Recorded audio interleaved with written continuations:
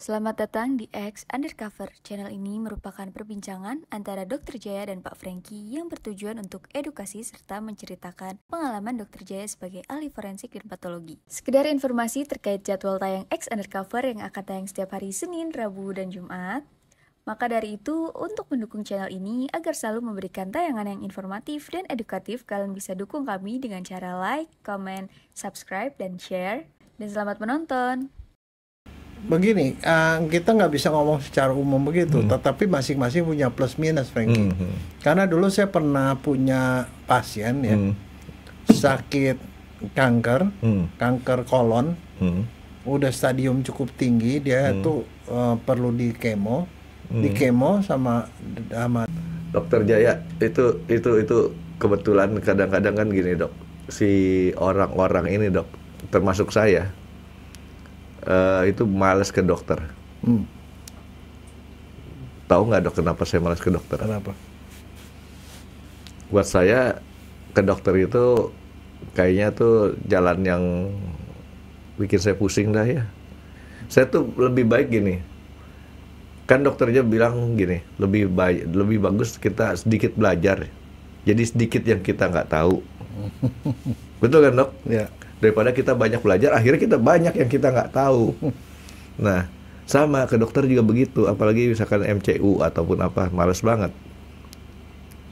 Gara-gara kita medical check up, MCU, jadi ketahuan. Oh, kita begini, kita begitu. Padahal MCU sama MCK sama pentingnya, Franky. Beda dok. Kalau MCK itu enak, bisa sambil nongkrong. Kalau MCU nggak bisa, kita nongkrong, tunggu giliran. Udah gitu pengalaman saya MCU, disuruh pakai baju kamar mandi apa piyama, AC-nya dingin. Pajamas. Iya, AC-nya dingin, kesiksa bukan main dah. Orang sih sampai kayak gitunya. Sekarang pandangan saya terhadap yang kejadian kayak tadi itu dok, harusnya dilurusinnya gimana dok? Kan gini, orang kan sebenarnya tujuannya sih sebenarnya itu penting apa nggak penting sebenarnya tujuannya gini. Orang itu kan mau kehidupannya baik. Kehidupan baik itu adalah artinya dia bahagia. Terus kemudian dia punya income cukup, ya dong, dan sehat. Karena kalau kita duit banyak pun kalau tidak sehat itu sama aja bohong. Itu yang diomongin sama Steve Jobs tuh sebelum meninggal. Ternyata dia bilang kita nyari duit sebanyak ini juga gak ada gunanya, dia bilang kalau saya badan gak sehat, gitu loh. Nah, untuk sehat tuh perlu sikap yang benar. Ada beberapa sikap dari orang itu tidak benar sehingga terjadilah dia kemudian jatuhnya bukan jatuh di ekonomi, tapi jatuhnya di kesehatan. Coba kita lihat deh, banyak sekali orang-orang besar di dunia itu yang kemudian akhirnya ujungnya itu jelek karena kesehatannya jelek. Nah, itu karena sikap, Pengen. Nah, salah satu sikap yang tadi kamu udah ngomong adalah bahwa segen berobat ke dokter. Males. Nah, berobat ke dokter kan sebenarnya yang paling aman adalah kalau kita berobat sebelum kita sakit. Betul nggak? Salah satu yang bikin saya malas ke dokter sekarang tuh saya jarang ketemu dokter yang praktek sendiri dok. Kebanyakan dokter itu ngumpul di rumah sakit. Loh, kalau saya sendiri lebih senang dokter ngumpul. Kenapa? Kalau dokter sendiri saya mesti praktek 7 hari seminggu, 24 jam lagi. Enggak, buat saya sebagai pasien nih dok. Loh, jangan pikirin diri sendiri dong. Pikirin dokternya. Kalau saya ngumpul misalnya sama dokter umum 3, artinya 1 minggu saya praktek 2 hari pun oke. Karena semua pasien bisa dilayani. Dokter banyak itu adalah memberikan alternatif pada pasien supaya dia boleh milih dokter yang manapun. Dan dokternya bisa istirahat dong gitu loh. Cara dokter berpikir tuh sama juga cara pedagang handphone sama pedagang komputer dok. Ini pedagang handphone sama pedagang komputer kalau dokter tahu ya, mereka tuh lebih senang ngumpul. Ya. Supaya apa? Supaya harganya orang sama. Banyak datang ke situ. Orang yang datang ke situ punya pemikiran pasti lengkap, cari barang apa aja ada di situ. Yeah. Nah, ternyata dokter juga begitu cara berpikirnya dok ya. Oh iya dong. Praktek rame-rame lebih seneng lah, Franky. Tapi kan beda. Kalau itu kan kita kan ada entertainingnya. Kalau ke dokter kan begitu kita nenggol dikit ke sini, orang sakit apa? Nyenggol ke sini sakit apa? Udah. Nggak salah, kamu salah. Orang sekarang itu ke dokter itu nggak sakit, Frankie. Kamu pergilah ke Korea.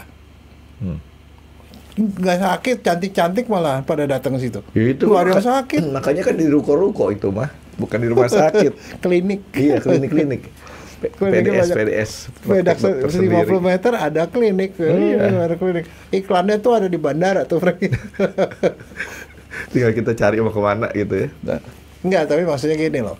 Orang sih sebenarnya dokter itu adalah pelengkap dari satu komunitas. Komunitas tanpa dokter tuh nggak mungkin. Nah, kalau ada dokter yang jadi masalah adalah pola pikir yang kita yang salah. Kita ke dokter kalau kita sakit, itu salah, Frankie. Sebenarnya yang tadi kamu ngomongin, ke dokter itu untuk MCU. Supaya apa? Kita bisa periksa kita ini sehat apa enggak. Kalau kita sehat udah. Nanti kan tinggal MCU lagi setahun lagi atau 2 tahun lagi. Sebenarnya itu yang terjadi. Tapi karena lalai sikap yang nggak mau MCU, akibatnya kemudian udah sakit baru ke dokter, udah kondisi udah nggak enak. Kamu kebayang nggak? Di dalam pemerintahan kita nih yang sekarang nih, sudah mulai dari Februari ini. Telat saya, Dok. Iya. Tapi Februari nih, Ulang tahun saya Januari. MCU Gratis. gratis. Artinya apa? Kenapa itu penting? Karena di beberapa negara kalau dikasih orang di MCU, ketahuan dia punya potensi penyakit apa, sehingga bisa dicegah supaya penyakit itu nggak muncul. Itu kan sikap bahwa sebenarnya. Tapi itu juga bukan cuman kamu. Ada keluarga saya yang juga dokter, tidak mau MCU. Itu sikap yang salah nih. Ini sikap salah yang utama adalah tidak mau MCU. Ada banyak. Kenapa masalahnya? Berarti saya boleh berbahagia, banyak temannya, Dok. Iya, dinilai normal di tengah. Kalau ada gitu, kalau kurva tengah. Normal. Begitu ditanya apa? Ini dokter loh. Kalau saya ke dokter MCU, saya ketahuan penyakitnya. Saya jadi stres. Itu. Mendingan saya tidak tahu. Ya, sama kan cara berpikirnya, Dok. Iya. Tapi one day kalau misalnya sekali waktu kena, ya kita tidak tahu, misalnya serangan-serangan jantung. Padahal kalau dengan MCU udah ketahuan nih dia mengidap diabetes, mengidap hipertensi, ya dong, kolesterolnya tinggi. Kan itu diobati kan nggak jadi serangan jantung, nggak jadi stroke, Frankie. Nah, itu sebabnya. Jadi sebenarnya MCU penting nggak? Sangat penting. Makanya saya begini, kalau saya pun bilang, kalau misalnya orang punya perusahaan, dia punya petinggi-petinggi di perusahaan tuh ya, bagian manajer di atas, atau pegawai-pegawai yang level menengah atau apalagi ke bawah. Kalau dia bisa menjaga bahwa mereka ini di MCU dengan benar, itu bisa menghemat biaya pengobatan di perusahaan sangat besar. Artinya BPJS mungkin fungsi utamanya ditambah kali, Dok, ya, dengan yang sekarang ada ini kan, Ya. MCU ya. Nah, makanya begini, ada salah satu konsep yang saya senang ya dengan Menkes yang sekarang adalah dia bilang mestinya udah digeser, kita nggak kuratif tapi preventif dan promotif. Menkesnya beda ya sekarang ya? Nggak, masih sama. Masih sama ya? Tapi sejak dia itu dengan dulu-dulu itu kan yang dia itu apa? Dibikin ini buat pengobatan penyakit jantung ini gini-gini. Kalau sekarang kan dia yang promotif juga gitu loh. Promotif itu antara lain ya itu MCU promotif. Preventif, mengetahui dulu penyakitnya. Kalau yang promotif apa ya barangkali dikasih makanan yang lebih sehat atau apa, saya nggak tahu. Tapi artinya sebenarnya untuk menjaga kesehatan itu yang paling penting itu adalah sebelum sakit. Nah, konsep itu. Jadi saya cuma mau bilang bahwa itu adalah pemikiran yang salah, bahwa takut ke dokter karena dianggapnya ke dokter tuh kalau udah sakit. Bukan. Ke dokter justru untuk mencegah supaya kita nggak sakit. Nah, termasuknya apa? Vaksinasi, Frankie. Kita vaksin supaya kita nggak jatuh sakit. Kebayang nggak kita akan selesai nggak COVID kemarin kalau kita nggak divaksinasi? Nggak selesai, Frankie. Kemarin kalau kita nggak divaksin, Dok, Yang mati lebih banyak masih. Kita di locking semua. Iya. Mati semua, Dok. Iya. Nah, itulah yang saya bilang. Jadi konsep itu tuh yang harus dirubah. Takut ke dokter, tidak mau MCU. Yang kedua apa? Takut periksa lab. Kadang-kadang kalau misalnya yang dia pergi ke dokter, sama dokter periksa lab, Ngapain sih keluar duit? Periksa lab kan mahal. 500.000, 1 juta, 2 juta. Si mending dok kemarin sampai Berapa? 2 digit. Hah? 2 digit. Gelindingannya 1. Komplit. Ya. Tapi sekarang makanya gini, tanya ke dokter. Kenapa diperiksa begitu banyak, Dok? Tanyalah. Kenapa nggak mau nanya? Sorry, 2 digit buat 3 orang, Dok. Hah? Ya 3 orang mah dikit lah. Baru inget. 1 orangnya Nggak ada pemeriksaan lab yang mahal, Enggak, 1 Frankie. orangnya sekitar 4-5 jutaan deh. Segitu? Nggak, tapi begini, itu kan ada levelnya. Kalau level yang buat umum-umum aja ya, orang yang di bawah 40 tahun, di bawah 50 tahun, itu yang umum-umum aja lah, periksa darah lengkap, urin lengkap, feses lengkap gitu. Cuma berapa yang penting liver apa gitu, itu nggak terlalu mahal lah sebenarnya. Kalau yang lengkap banget ya mahal. Misalnya periksa hormon aja 1 biji aja berapa juta mungkin. Misalnya, ya itu ada beberapa yang mahal. Tapi kalau yang umum-umum sih sebenarnya nggak terlalu mahal. Nah, Dok, sekarang kita juga selain kita MCU segala macam itu, Dok ya. Kan pemilihan dokter-dokter juga kan kita nganggap dokter juga kadang-kadang ada yang kita respect, ada yang kita nggak respect. Ya kan, Dok ya? Tergantung si dokternya tadi. Iya. Nah, itu enaknya kalau dokter itu kita posisikan sebagai apa, Dok? Dokter itu sebenarnya sebagai penasehat mestinya. Karena kalau sekarang contoh gini ya. Waktu saya kan pernah sekolah di Belanda. Waktu di Belanda itu mereka sistemnya bagus loh, Frankie. Dokter keluarga. Di satu RT ada 1 dokter. Nah, dokter itu menjaga kesehatan orang seluruh itu. Dia tuh tahu tuh, punya catatan siapa yang ngerokok, siapa yang darah tinggi, siapa yang kencing manis. Bahkan dia yang telepon ke itunya. Ibu gula darahnya sekarang berapa begini. Dia ngecekin, Frankie. Ibu obatnya itu udah habis begini sampai begitu. Dan dia digaji berdasarkan pelayanannya, bukan buat servisnya, bukan dia datang ke dokter baru dibayar, enggak. Dia tuh sekian penduduk, 1 penduduk dia dikasih berapa duit gitu loh. Seperti kayak gitu. Nah, itu kan menjaga, dia tuh bukan mengobati orang sakit, tapi menjaga supaya mereka sehat gitu. Kayaknya sih lebih benar begitu harusnya, Dok ya. Itu yang sebenarnya konsepnya mestinya kayak Soalnya gitu. kan kalau orang udah sakit tuh banyak yang macam-macam jadi nggak enak. Orang yang sakitnya sendiri nggak enak, nyusahin juga yang ngerawatnya, Dok ya. Nah, itu dia. Makanya misalnya contoh soal BPJS nih ya. Kebanyakan uang BPJS itu habisnya buat apa? Buat ngobatin orang yang sakit kanker, sakit harus cuci darah dan segala macam. Itu kan udah end state semua. Bagian ujung dari penyakit doang yang sebenarnya dia ngabisin banyak uang yang sebenarnya bisa dipakai tuh untuk meningkatkan kesehatan masyarakat yang lebih banyak sebenarnya. Nah, itu yang pelan-pelan harus dirubah ke sana, Frankie. Padahal kan kita bisa mencegah tuh, Dok ya. Oh iya. Dari pola hidup kita ya. Nah, itu jadi itu adalah 2 hal ya. Satu tuh takut ke dokter, takut MCU, takut periksa lab. Ada lagi yang juga yang ini, pandangan, Frankie. Pandangan bahwa yang namanya ada orang yang ini ekstrem-ekstrem sama-sama salah menurut saya. Dia terlalu percaya sama dokter, tapi ada juga yang terlalu percaya sama non dokter. Itu yang disebut pengobatan tradisional. Pernah nggak ketemu ada teman yang dia kagak mau ke dokter, pokoknya kalau itu gua ngomong ke alternatif aja selalu.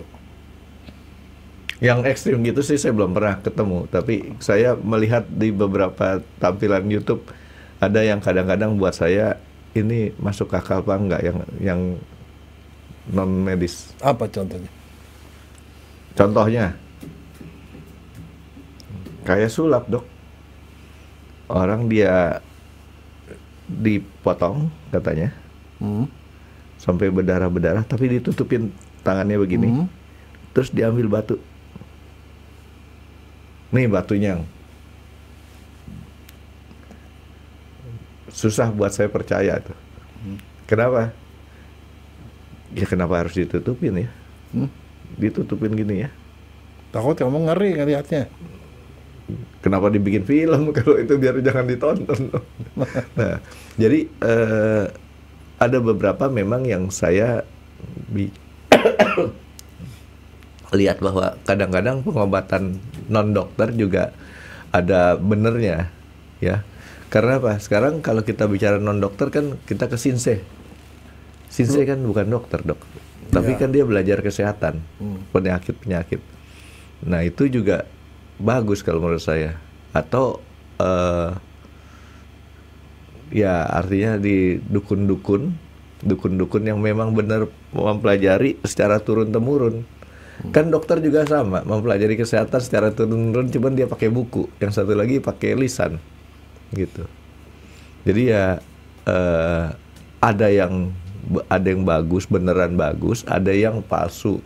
Gitu. Nah, repotnya kalau yang tradisional ataupun yang bukan dokter itu kita masih belum tahu mana yang beneran bagus, mana yang palsu gitu. Kalau dokter kan udah ada sertifikatnya. Sekarang gini, ada teman saya naik motor, tabrakan, tangannya patah.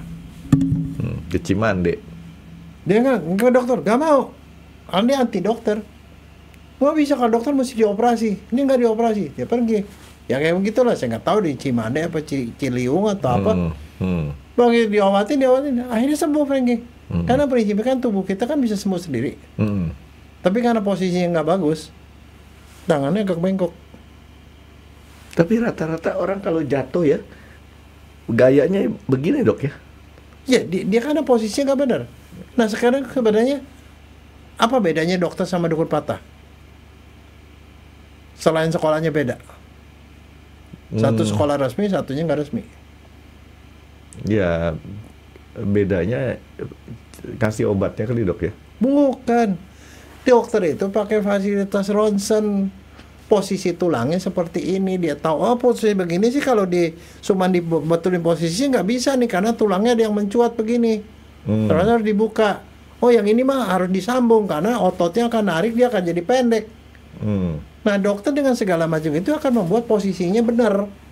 Sehingga waktu dia sembuh, tulang sama tulang mah kalau begini dia pasti nyambung, Frankie. Tapi kalau posisinya begini kan nyambungnya kan gak beres. Itu yang bikin cacat. Nah, gitu. Jadi artinya apa? Begini, kedokteran tradisional sama kedokteran barat itu sebenarnya sama-sama kedokteran. Kalau benar ilmunya ya. Kedokteran. Cuman kedokteran barat itu dia punya metode yang namanya metode ilmiah. Harus diteliti dulu begini-begini, punya aturan. Di sini juga punya aturan. Ada yang bidang yang di sini bisa dikerjain, di sini bisa dikerjain. Ada bidang yang harus kedokteran, ada bidang yang harus di tradisional. Misalnya contoh. Karena kenapa? Kedokteran barat pun bukan sempurna, Frankie. Misalnya contoh. Ada orang sakit kanker. Sakit kanker itu udah bidangnya udah kedokteran lah, jangan dipikir pakai yang macam-macam. Kan namanya ada tumornya dibuang lah. Ada orang patah kaki ya itu udah kedokteran lah. Ya dong, memang di situ obatnya. Orang sakit infeksi ya dikasih antibiotik.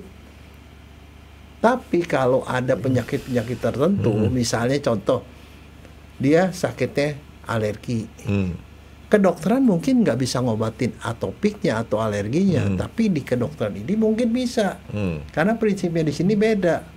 Prinsipnya di tradisional itu ada menyeimbangkan yang namanya saya nggak tahu lah apa, ini yin and yang, apa pokok prinsipnya beda, yang membuat badan jadi harmonis dan kemudian dia bisa sembuh.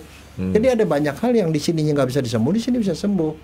Jadi makanya saya tuh nggak bisa kita pro ke salah satu, Frankie.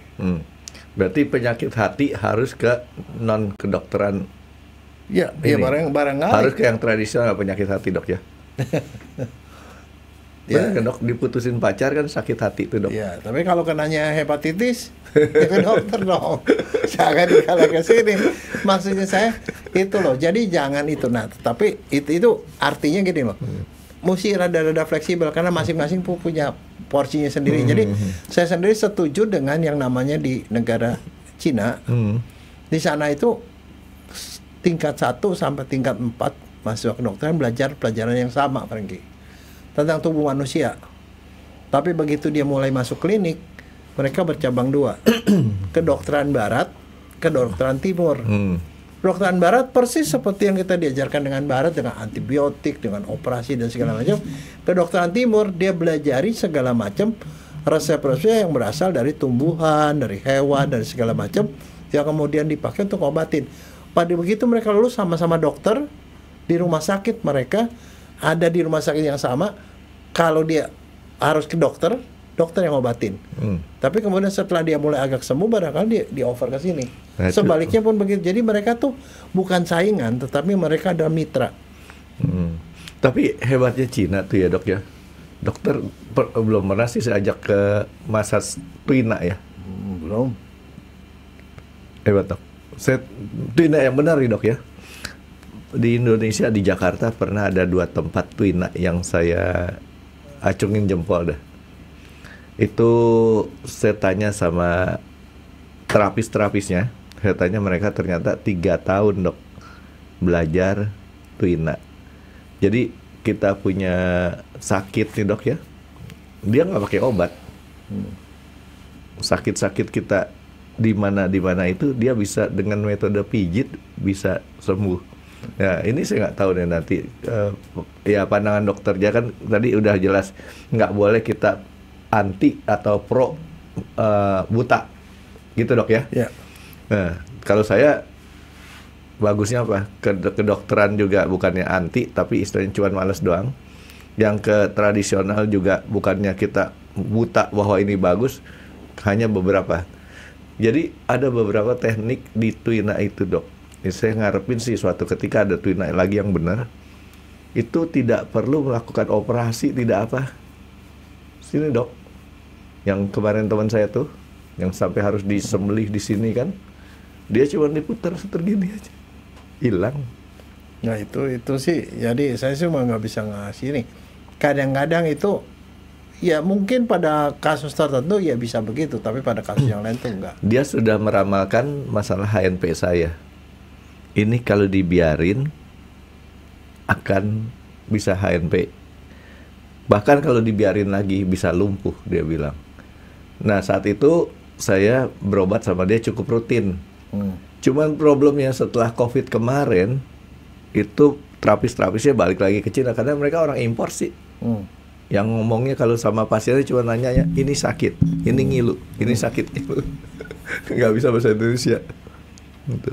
Tapi kamu sendiri kan pernah itu akupunktur juga kan? Iya, akupunktur. Rasa manfaatnya nggak? Ada. Jadi cuma akupunktur itu hampir sama seperti tuina sih sebenarnya. Dia harus rutin ya. Iya. Nggak bisa seperti obat barat. Obat barat kan memang begitu. Dia bukan, kalau yang tradisional itu bukan ngobatin.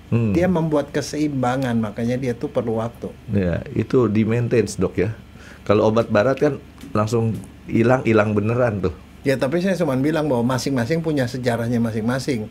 Nggak mungkin dia namanya ada kedokteran tradisional itu yang tiba-tiba muncul. Nggak, dia udah ratusan tahun dipercaya dan sudah berhasil ngobatin orang. Makanya dua-duanya punya basic gitu loh. Cuman dasarnya memang beda. Itu aja. Ya itu, jadi makanya setuju sama pendapat dokter Jaya bahwa pandangan terhadap dunia kedokteran ini nggak boleh kita mengkultuskan satu sisi secara buta. Ya. Gitu dok ya. Makanya kalau di Indonesia misalnya contoh soal jamu lah, kita nggak bisa bilang jamu itu tidak ada efeknya. Kenyataannya udah ratusan tahun kita pakai jamu, dan jamu kita tuh dilaku di luar negeri loh.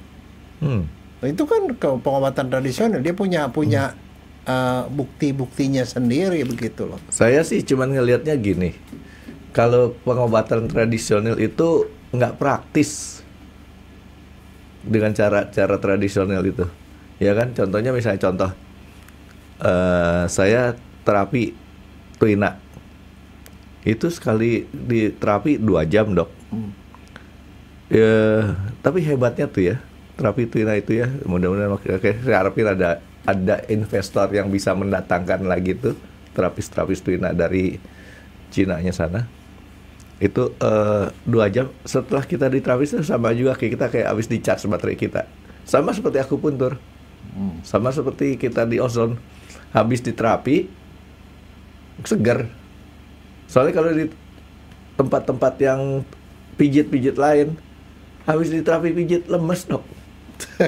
Itu salah lokasi Frankie. Gitu. Ya jadi ya mereka mempelajarinya sampai 3 tahun untuk Twina tadi. Dia tidak mempelajari bahwa sakitnya tersebut untuk pegal-pegal doang, termasuk penyakit juga dia bisa sembuhin karena dia itu modelnya kayak totok darah sih dok ya.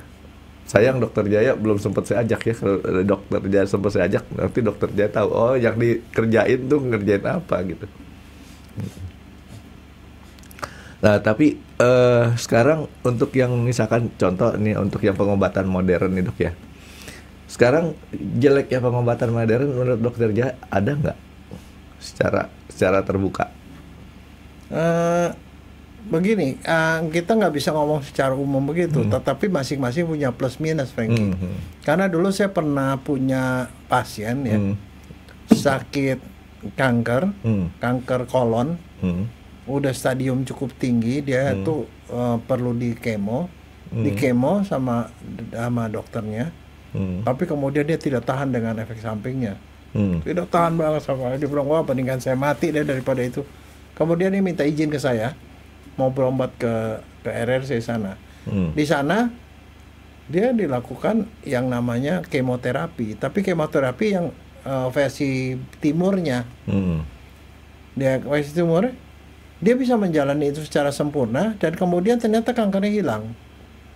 Waktu dia balik kankernya hilang, untuk itu dia masih menjalani beberapa sisa kemoterapinya lagi. Dia bawain obat tuh, minta saya sih disuruh berikan obatnya itu ke dia di Indonesia, dia bawa obatnya dari sana. Waktu saya lihat komposisi obatnya, itu isinya itu benar-benar kayak jamu-jamuan.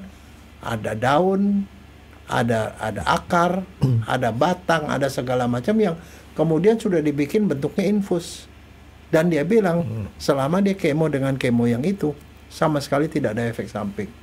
Dan setelah itu dia masih sekitar 10 tahun lebih masih nggak ada remisi, nggak ada kekambuhan sama sekali. Jadi maksudnya saya masing-masing ada plus minusnya, Frankie. Ada yang memang baratnya bisa, timur nggak bisa. Ada yang timur bisa, barat nggak bisa. Tapi ada juga yang bisa dua-duanya.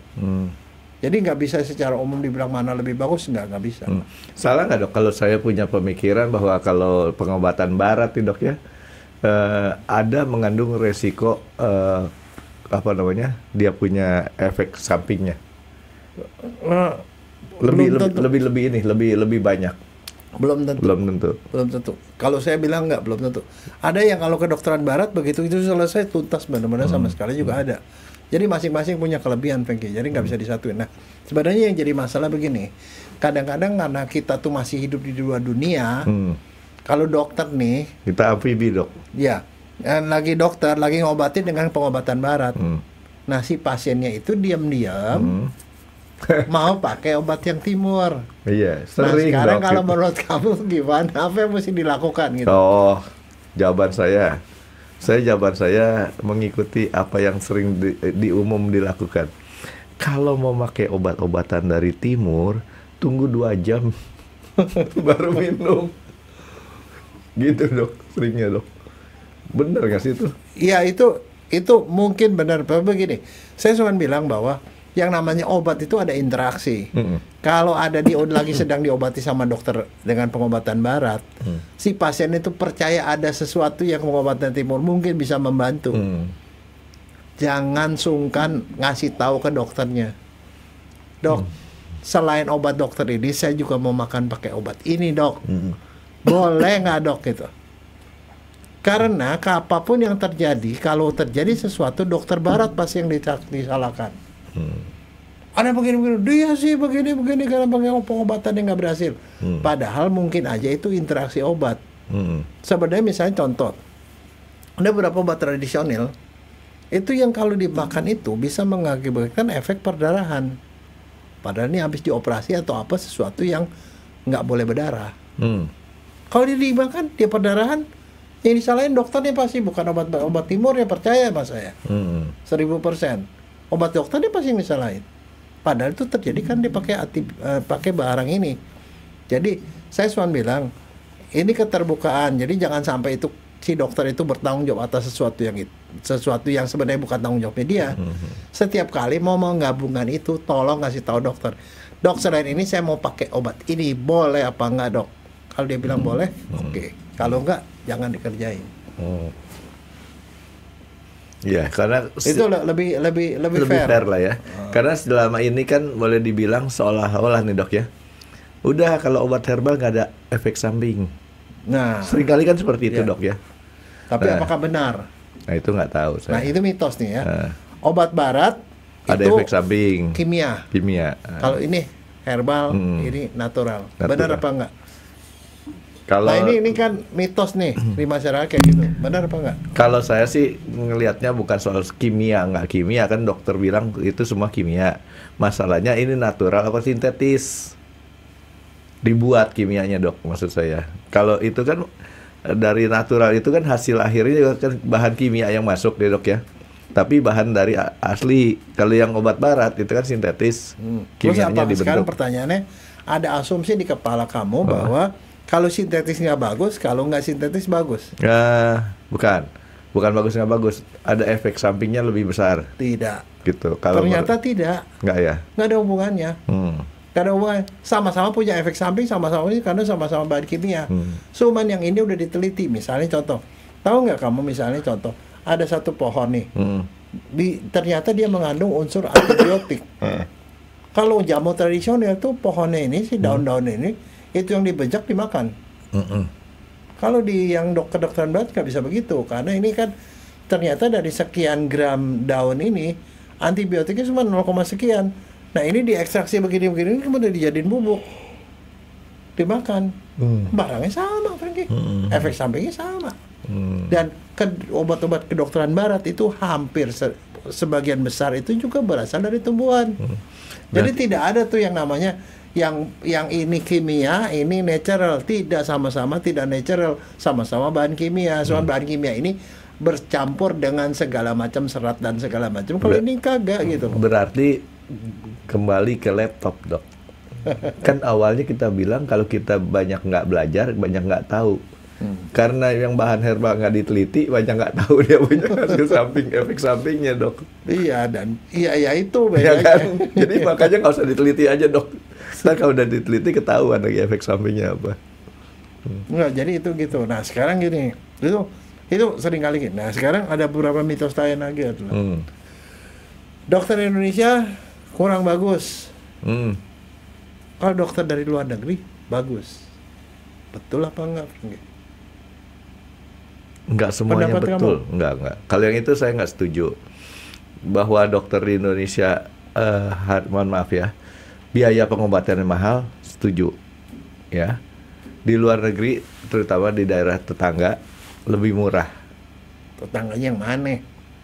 Tetangga serumpun, tetangga serumpun, Dok. Kalau tetangganya Singapura maka agak juga lah. Kalau Singapura itu udah dulu Singapura itu jadi cukup mahal, Dok, kalau kita ke sana. Tapi sekarang berobat ke sana mirip-mirip aja harganya, Dok, dengan di Indonesia. Bukan begitu, mirip-mirip karena kamu perginya ke SGH. SGH itu adalah rumah sakit pemerintah untuk masyarakat Singapura, bukan buat orang asing. Orang asing mesti ke MONI. Iya, MONI, Dok. Ya kan, jangan dibandingkan MONI sama di sini rumah sakit swasta kan, jangan kalau yang SGH mah enggak. Kalau SGH tuh susah buat belanja. Kita kan kalau ke Singapura tuh kan senangnya ke MONI karena apa? Nginepnya itu kadang-kadang kan orang Indonesia tuh yang nungguin ya pasiennya Lucky Plaza. Iya. Lucky Plaza turun ke Wada Mall. Udah iya, itu. tapi kenyataannya Franky sekarang orang Indonesia yang berobat Singapura kebanyakan ke SGH, Franky. Saya baru tahu banyak. Iya, makanya kan orang pemerintah Singapura marah lah, dia bilang kenapa yang itu kan fasilitas orang Singapura diisi sama orang Indonesia. Masih ini daerah Orchard situ sih, bukan Orchard, agak naik ke atas. Kalau Malaysia sih memang lebih murah. Ya, itu dia. Kalau Singapura mah kagak lah. Yang daerah kita Indonesia sama negara serumpun kalah kita harganya. Kalau kita bandingin sama Eropa memang kita masih lebih murah gitu, Eropa sama Amerika kayak gitu-gituan. Ya cuman kita kalau dibilang dokternya lebih bagus mana, nggak ada jaminan dok, ya kan? Nggak ada jaminan mana yang lebih bagus. Semua kan balik lagi pada sugesti pasiennya sendiri kalau menurut saya sama pengetahuan si dokternya. Toh obatnya juga mirip-mirip aja. Ya, tapi yang rada beda barangkali cuman ininya, sistemnya, Frankie. Sama satu, sistem rumah sakitnya itu di sana biasanya di luar itu lebih bagus. Sama satu lagi yang tadi dokter kita bahas dok, lebih mau teliti karena jumlah pasiennya. Itu sistem, Frankie. Sistemnya dia membuat dia bekerja lebih teliti kan dok. Dan satu lagi, Frankie, yang barangkali nggak banyak orang ini. Kalau di luar negeri itu banyak yang sistemnya itu adalah sistemnya kalau mereka tuh antar spesialis tuh bekerja sama. Kalau di Indonesia lebih ke arah personal. Setiap dokter itu memiliki pasien. Jadi dia sangat berat untuk bekerja sama dengan dokter spesialis yang lain. Itu yang membuat penanganannya jadi di sini jadi lebih lambat, Frankie. Kalau di luar negeri itu mereka koordinasi lebih cepat. Kalau di kita yang saya perhatikan dok, ya mohon maaf kalau saya mungkin agak subjektif dari saya sendiri. Di kita dokter membentuk tim itu sama seperti zaman waktu PSSI sebelum ada Sintayong. Nggak tahu sih apa tuh bedanya Sintayong sama sebelumnya. Waktu sebelum ada Sintayong, kita mungkin punya banyak pemain individu yang bagus-bagus, tapi kerjasamanya nggak bagus. Nah, waktu ada Sintayong, diatur strateginya sehingga kerjasamanya bagus, makanya kita bisa menang. Yang beda bukan orangnya, tapi sistemnya kan. Sistemnya. Dan sistemnya ini dibawa oleh coachnya kan. Ya, coachnya itu. Nah, di luar negeri seperti itu. Mereka punya sistem di dalam rumah sakit itu lebih bagus sedemikian rupa sehingga dokter bisa bekerja sama. Jadi kepentingan pasien itu lebih utama daripada kepentingan pribadi. Kalau di sini bukan bekerja sama dok, bekerja sama-sama. Gitu. Ya makanya itu salah satu yang paling menonjol adalah saya kan udah beberapa kali ya bahwa itu ada teman saya yang pergi keluar itu. Kalau di sana itu misalnya ada seorang pegang pasien, dokter spesialis A, dia kemudian konsultasi ke spesialis B dan segala macam. Mereka berkompromi soal obatnya. Oh obatnya gini-gini, kemudian mereka seminimal mungkin memberikan obat. Kalau di sini enggak, mereka karena itu sifatnya individu. Karena si dokter A punya obat 5, yang dokter B punya obat 5, jadi obatnya jadi 10. Nah itu persis tuh dok yang dokter ngomongin tuh, kejadian beneran tuh. Nah akibatnya kos lebih mahal dan pasiennya jadi sengsara karena kemajukan obat lebih banyak padahal obat itu adalah racun. Jadi sistem itu yang membuat pasien itu ya agak terhambat, lebih lambat jadinya penyembuhannya. Jadi artinya yang dibetulin mesti sistemnya dok ya? Iya. Jadi itu hoax kan dok, bahwa dokter luar tuh lebih bagus. Harusnya sistemnya dibetulin sehingga kita juga harusnya bisa. Oke. Nah, yang berikutnya bahwa dokter yang muda pasti lebih bodoh daripada dokter yang tua. Benar nggak? Itu asumsi loh. Makanya dokter yang muda amat nggak mau yang tua gitu. Ya. Kalau bodoh nggak bodoh itu urusannya beda sama pengalaman nggak pengalaman. Dokter yang lebih tua kebanyakan lebih pengalaman sehingga mungkin dia lebih banyak mengenal kasus-kasus yang penyakit-penyakit tertentu. Kalau soal pinter nggak pinter, bodoh nggak bodoh, dokter muda juga nggak semuanya bodoh gitu. Cuman dia tergantung wawasannya dia sih. Kalau dia mau banyak belajar lagi, ya dia bisa aja bersaing dengan yang dokter yang udah tua-tua. Cuman kalau saya sebagai pasien, saya cari dokter yang sudah kita perkirakan punya pengalaman banyak. Ya. Gitu. Betul nggak dok? Betul. Waduh. Tapi nggak pernah ditraktir sama dokter ya kalau saya menang ya. Menang taruhannya. Ya. Oke, jadi kalau ada lagi dok. Kita seringkali ada dokter-dokter yang dianggap setengah dewa dok. Ya. Banyak dok ya. Wah dokter si Anu tuh ini. Akibatnya apa dok? Apa? Dokternya ngerasa udah jadi setengah dewa. Helm nggak muat dok. Yang saya lihat seperti itu. Yang nggak banyak tapi ada. Gitu. Ya ada, kalau ada sih ya ada di mana-mana juga ada. Nah jadi artinya yang ada ini mesti dibetulin lagi sistemnya supaya tidak menjadikan dia nggak muat helm lagi gitu kan. Balik lagi helm muat di kepala gitu kan. Nah, omongan saya helm muat di kepala Silakan ditafsirkan sendiri. Oke, nah jadi pokoknya intinya kita Indonesia tuh nggak kalah ya dok ya. Terus kemudian bahwa pengobatan Barat tuh selalu lebih maju juga nggak benar 100%. Pengobatan Timur lebih bagus juga nggak selalu benar. Yang bagusnya dikombinasiin ya dok ya. Antara ya masing-masing punya bidangnya sendiri lah, punya dasarnya sendiri. Jadi tidak saatnya juga untuk saling menjelekan. Tapi kalau yang memang dari secara nyata-nyata itu tidak mungkin secara itu ya tidak mungkin. Misalnya contoh kalau pengobatan cara ponari gitu ya nggak mungkin lah. Itu kan udah jelas dari sejak kita lihat juga tidak ada dasarnya sama sekali gitu.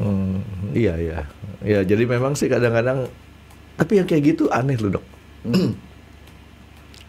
Ya saya bukannya so agama ya dok ya. Ada pernah saya dapat itu imanmu telah menyelamatkan engkau kan ada di dalam kitab suci dok ya. Betul dok ada. Betul. Kadang-kadang sugesti itu lebih kuat daripada kita kesembuhannya daripada itu.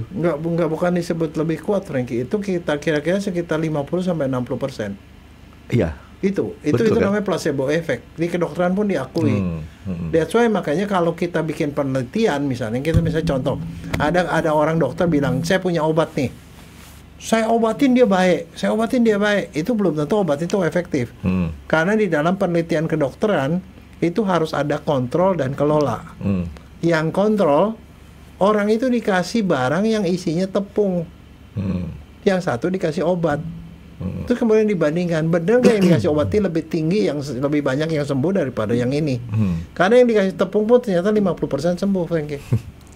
Artinya 50% itu tepung itu ditambah sama dikasih tangan-tangan begini dia sembuh.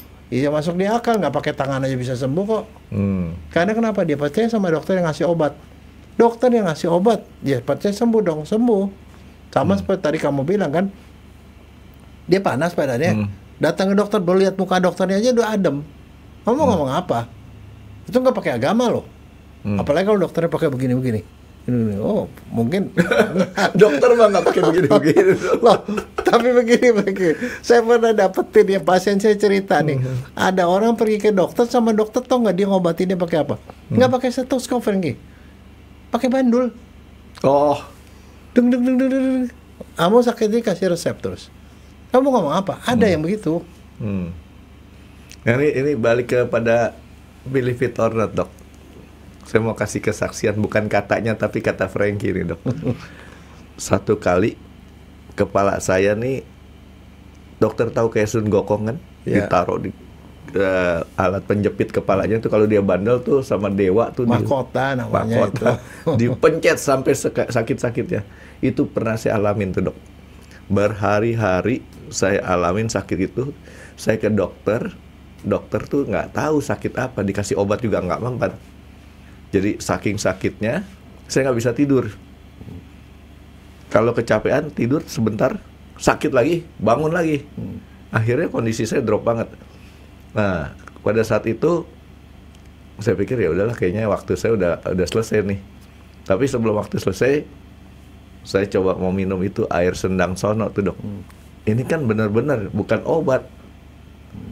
Baru nyampe sini dok, airnya dok hilang semua. Tahu nggak itu apa kesimpulannya? Ya mungkin kalau dokter bilang placebo. Enggak, ini Indonesia nih. Nggak tahu apa. Santet. Masa santet sih dok? Lo kamu lawan sama agama itu santet. Kalau saya punya pemikiran bukan santet tapi saat itu udah saya pasrah banget sehingga ya udah apa yang nggak mungkin terjadi buat kita manusia, buat bos gede di atas ya bisa-bisa aja diatur gitu. Kemungkinan lain. Kamu turunan Sun Gokong. Oh jelas itu mah karena bandelnya sama dok. Ya, kamu bandel sih makanya. Dihukum dok sampai nggak bisa bergerak. Udah berhari-hari itu udah lemes banget dah. Nah jadi tahu nggak itunya? Namanya tuh air yang kamu minum tuh kan kamu air sendang sono. Bukan. Apa? Itu obat dari Tong Samcong. Ditaruh di muntilan sana sendang sono dok. Itu Pak, itu namanya itu lagi saya bilang itu masing-masing punya regionalnya sendiri-sendiri. Ini regional barat, punya wilayah sendiri-sendiri. Jadi jangan dipertentangan, Regi. Ya kalau artinya kalau kita yang paling bagus kan dijadiin satu, jangan cari bedanya, cari persamaan yang bagusnya apa gitu. Iya. Oke Dok, apa lagi Dok yang jadi mitos dari dunia kedokteran di dunia kesehatan ini Dok? Ya untuk sementara itulah, tapi paling kurang ya kita bisa lihat ya itu ternyata masih mewarnai dunia kita sekarang. Itu kita masih hidup di dua dunia kok. Nanti mungkin dari yang mau kasih pendapat silahkan komen mitos-mitos apa lagi, jadi kita juga bisa tahu ya Dok ya. Oke Dok, makasih Dokter Jaya. Terima kasih sudah menonton X Undercover. Jangan lupa like, komen, dan subscribe. Dan ditunggu ya video-video kami selanjutnya. Nah, buat kalian, jika ada pertanyaan untuk Dr. Jaya, boleh banget komen di bawah. See you guys!